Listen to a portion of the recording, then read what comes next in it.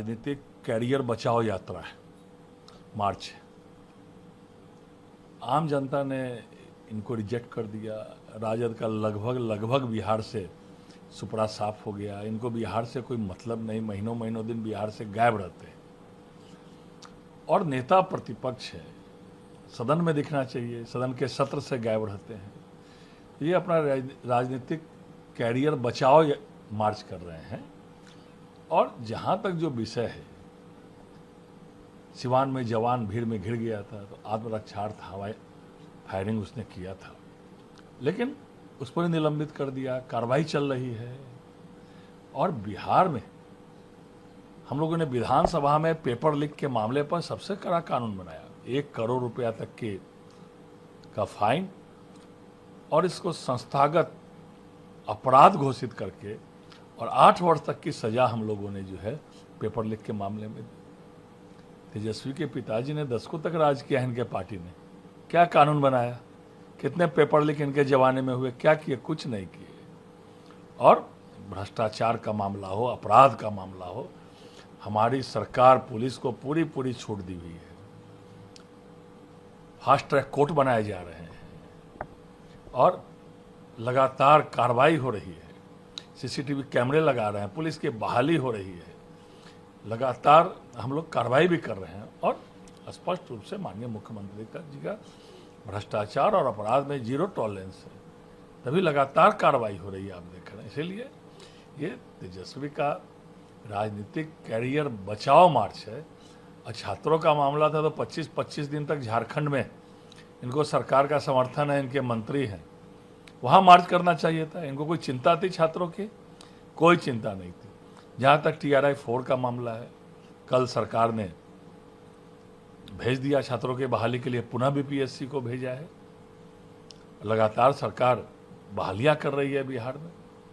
इसीलिए जो है इनका राजनीतिक कैरियर बचाओ यात्रा जनता सब समझ रही है, ये सब चलने वाला नहीं है। इनको मार्च करना चाहिए था पहले झारखंड में मुख्यमंत्री आवास मार्च करना चाहिए। 25 दिन तक छात्र अनशन पर बैठे थे और उसके बाद ये परीक्षा कैंसिल हुई, लेकिन जिनके कारण छात्रों का भविष्य चौपट हुआ वो तो CBI इंक्वायरी नहीं दी सरकार ने, इनको वहां पहले देखना चाहिए था।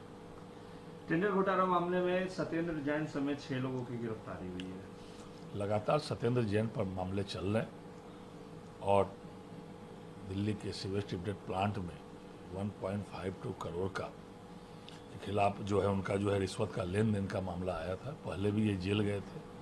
इसलिए दिल्ली सरकार हो, भारत की सरकार हो, हमारे बिहार की सत्ता हो, भ्रष्टाचार के खिलाफ किसी हालत में भी भ्रष्टाचार बर्दाश्त नहीं किया जा सकता है। और अरविंद केजरीवाल जी की सरकार थी, ये उस सरकार में मंत्री थे तो गड़बड़ किए, भ्रष्टाचार किए, तो जांच हो रही है, उसी में गिरफ्तारी हुई है। पहले भी गिरफ्तारी हुई थी इनकी।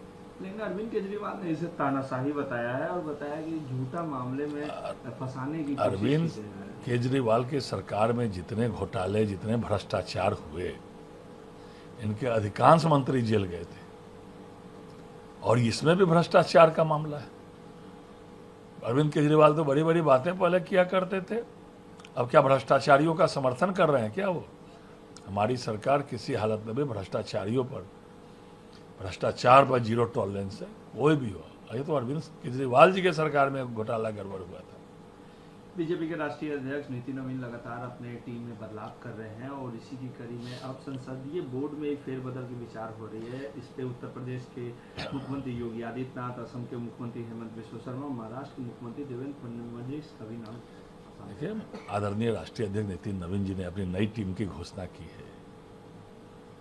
जो आदरणीय प्रधानमंत्री जी की जो सोच है, युवाओं को आगे बढ़ाना, महिलाओं को लोकसभा और विधानसभा में आरक्षण देना, आपने देखा 13 उपाध्यक्ष में 6 महिलाएं बनाई गई, युवाओं को मौका दिया गया और जो अनुभवी हमारे कार्यकर्ता थे उनको भी समावेश किया गया। तो इतनी अच्छी टीम बनाई।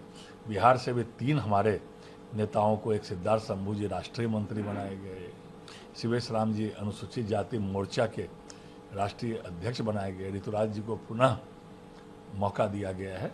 तो ये कितनी अच्छी टीम है जो आने वाले समय में और भाजपा संगठन का विस्तार होगा और जहां नहीं पहुंचे हम लोग वहां तक पहुंचेंगे और बाकी जो आपने बात की है वो तो राष्ट्रीय अध्यक्ष जी केंद्रीय नेतृत्व मिलकर तय करेंगे। जब तय हो जाएगा, सूची आ जाएगी, तब फिर बात करेंगे उसमें।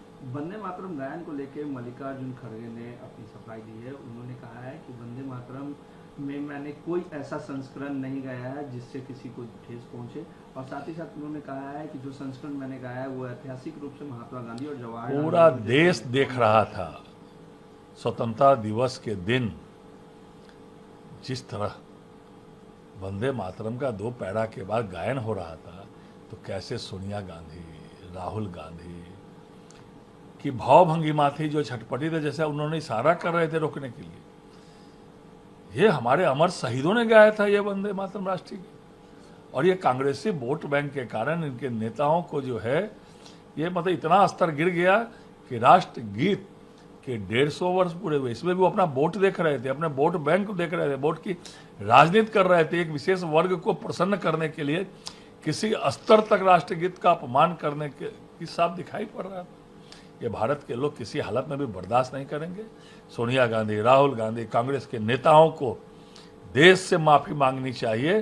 और जो दिखाई पड़ रहा है, केरल में इनकी सरकार है, केरल में भी आधा अधूरा राष्ट्रगीत का गायन हुआ, और भी कई जगह राष्ट्रगीत नहीं गाया गया। सरासर ये हमारे अमर शहीदों का जो है यह राष्ट्रगीत था, किसी हालत में भी देश के लोग बर्दाश्त नहीं करेंगे और पूरे देश से इन लोगों को माफी मांगनी चाहिए।